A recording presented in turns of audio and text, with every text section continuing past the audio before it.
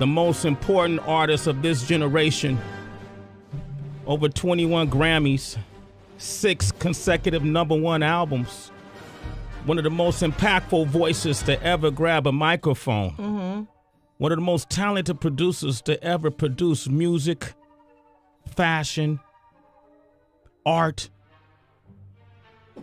One of the most prolific people to ever speak on behalf of his thoughts, to trigger emotions and trigger thought of you. Mm-hmm. One of the most clever people to ever manipulate the internet. I watched him go from, sweat, you got to hear my rhymes, man. You got to hear my rhymes. I know I make beats, but you got to hear my rhymes. Being on a train. Okay. Amtrak train going to Philly to now being mentioned alongside the President of the United States more than once. We talk about President Obama, but you forget some of the things that this man has said to really go against the grain and challenge thought fearlessly. For example, George Bush doesn't care about black people. And then another thing is like people so gay conscious now. Mm-hmm. That's like the whole thing, like with the internet. Every day somebody, oh, I can tell he gay now, you know. Mm-hmm. But back in the days, people used to have songs called like "Get in That Ass" or something like that. Remind me again who's the original Superfly. And I got love but hope, but I ain't fucking with that suit and tie. Ladies and gentlemen, welcome for the first time to Sway in the Morning here on Shade 45, the one, the only, the incomparable Kanye West. That was a nice intro, Sway. Absolutely. I came off the top of the head, just a homie. What else can I do? I don't even have to say anything. Interview over. That's all. That's it. Good to see you, man. First and foremost, it's good to see you. I had a chance to go and see the Yeezus tour for the first time. I could not miss this tour with A Tribe Called Quest opening up in Madison Square Garden. First of all, I really appreciate when artists like yourself put spotlight on artists that influence you. You know, artists that you grew up with, tuned in to, listening to, and that gave you inspiration like Tribe Called Quest. Is that why you put them on the bill? Yeah, I mean, yeah, that's one of my biggest inspirations. Like that's Q-Tip is like my hero. Like that Midnight Marauders, Electric Relaxation, Low End Theory, a lot of the melodies and that particularly Q-Tip, the type of chords they would sample and that Pete Rock would sample or that was sampled on 93 Till Infinity, which I felt was influenced by Tribe mostly, was, you know, what I was going for when I did the College Dropout, or when I always felt like I was at my highest level was when I was closest to like Tribe records. So a record like Heard 'Em Say was an accomplishment for me to have something that even sounded close to what they did, you know. You know, I heard you speak about other producers that are from that era, and I love when that happens because I don't think we value our history a lot. Yeah. You know, someone's gonna speak on you. They already have started speaking on you. You've influenced a generation of artists who are now becoming more introverted, but more outspoken, more in tune with the different dimensions of what it is to be a person, not just, you know, your persona, but speaking emotionally as well.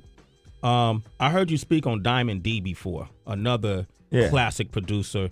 And then you also got Showbiz from the Digging in the Crates crew. What can you say about producers like Showbiz and Diamond D and how they influenced you? Yeah, I mean, it was just every time something new dropped, whether it was like Soul Clap or, you know, just Diamond D being the best producer on the mic. Yeah. And just, you know, me having these guys to look up to, or, you know, and hearing the way their music sounded and knowing that, you know, I didn't really have enough money to buy the records that were needed to create a sound to the level of what the Beatnuts were creating and what Diamond D was creating.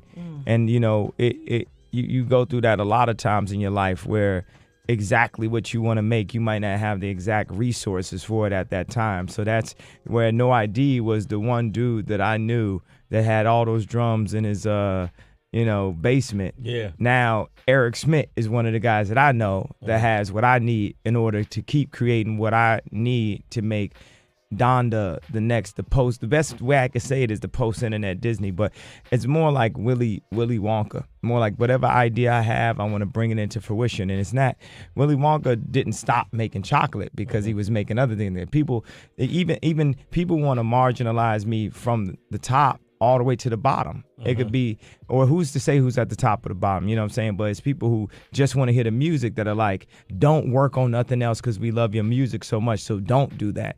And there's people at the top that are like, look, just perform at my, son's bar mitzvah. Yeah. Don't do that. And what Dr. King said about racism was, even if you don't, perform a racist act, if you turn your head to it, that's a form of racism. That's a form of racism. So as powerful as that is the way I'm trying to simplify and repeat to the public, to everyone involved, that is what they are doing to me now, because my demo tape is that Yeezus tour. Yeah.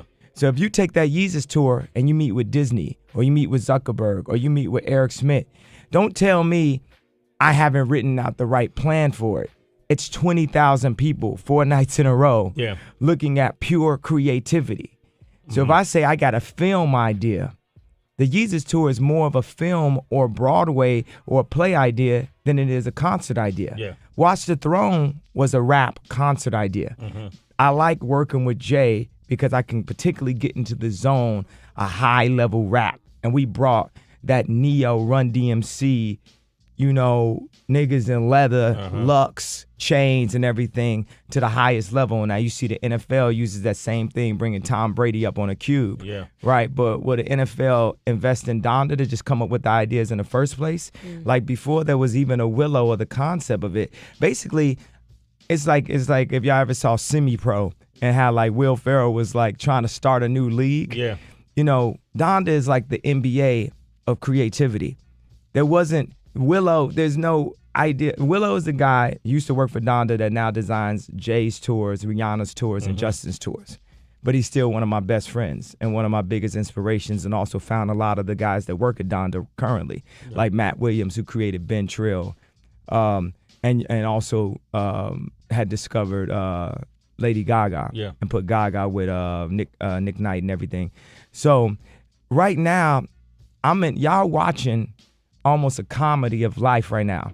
If you go see Semi-Pro and see how this man was trying to get people to come to the show, he was the coach of the team. Yeah. He'd have to play on the team sometimes, and that's what it is. It's like, where would Michael Jordan be with no NBA? Well, can I ask you a question? Yeah. Not to cut you off.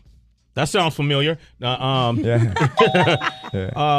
What I got from one of the things, if you go to Yeezus, if you go see this tour, which I encourage everyone to see, because I've watched concerts my entire career and I've never had an experience quite like that. Every song was its own story, on stage. It was nothing was the same, and you were totally committed to it. You were even, when the lights were dim, you would call out in the middle of a song, yo, the lights are too dim or they're too bright. Yeah. When there was too much smoke around the mountain, yo, there's too much smoke. They can't get their Instagram pictures. It was really fascinating to see you so in control over this whole experience. And when I heard you tell a story about Lenny Kravitz trying to break into the world of fashion, and Louis Vuitton and these guys giving you a shot, and Pharrell, and then turning their backs on you. When you say in that particular field, will you say that part of fashion, the fashion world, is racist? Yeah, I say classist and controllers, because it's not racist because they love Asians. It's like, so it's not racism. It's more like, who can they control? I mean, a guy that was sent to me from Puma literally came to me and said, how can we control you? But you can't control me. Yeah. I'm going to bring positivity to the world. I'm Christian. I'm about to be married. I got a family. I'm not trying to do nothing but good.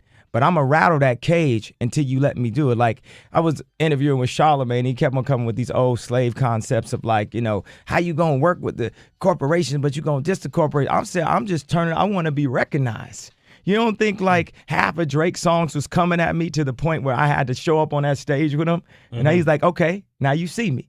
And that's exactly what I'm doing. I'm like, man, y'all gonna see me. Y'all not gonna act like y'all don't see me because it's 50 paparazzi following me. So no like Graydon Carter, Vanity Fair, no, it's no powers that could be that are on the internet, that are control magazines or that control media that can stop the movement.